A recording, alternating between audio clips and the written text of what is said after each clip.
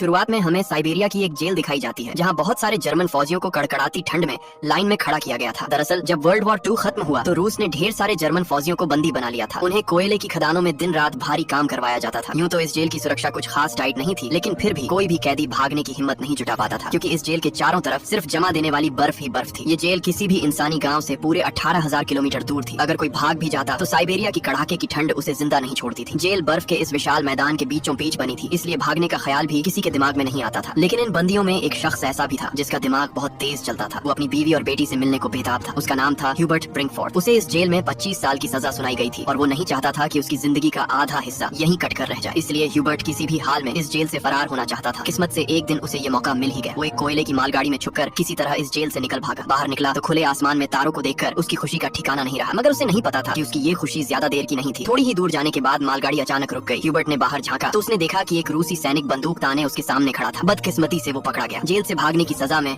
उसे एक खुली जेल के सेल में ठूंस दिया गया। यहाँ ठंड इतनी थी कि रात की बारिश ने उसकी हालत और पतली कर दी। उस सेल में उसे कुछ घंटे नहीं बल्कि पूरे 2 दिन गुजारने पड़े। 2 दिन गुजर जाने के बाद सुबह जेल का वार्डन उसके पास आया और उसे बाहर निकाला, मगर कोई सजा नहीं थी। बस इतना कहा, तुम्हारे साथी तुम्हारा इंतजार कर रहे हैं। उसे थोड़ी सी राहत मिली और जब ह्यूबर्ट अपने साथियों के पास पहुंचा तो वो सब डंडे और लाठियां लिए उसका इंतजार कर रहे थे। वो सब ह्यूबर्ट से बहुत गुस्सा थे, क्योंकि उसके भागने की वजह से पिछले 2 दिनों से उन्हें भी खाना नहीं मिला था। अब ह्यूबर्ट को वार्डन की बात का मतलब समझ आया। तभी बाकी कैदियों ने उस पर हमला बोल दिया और लाठी डंडों से उसकी अच्छी खातिरदारी कर डाली। इस पिटाई में ह्यूबर्ट इतना घायल हो गया कि उसे जेल के अस्पताल में भर्ती करना पड़ा। जेल का डॉक्टर भी एक जर्मन कैदी था। जैसे ही ह्यूबर्ट को होश आया उसने डॉक्टर से कहा, मैं फिर से जेल से भागना चाहता हूँ और तुम्हारी मदद चाहिए।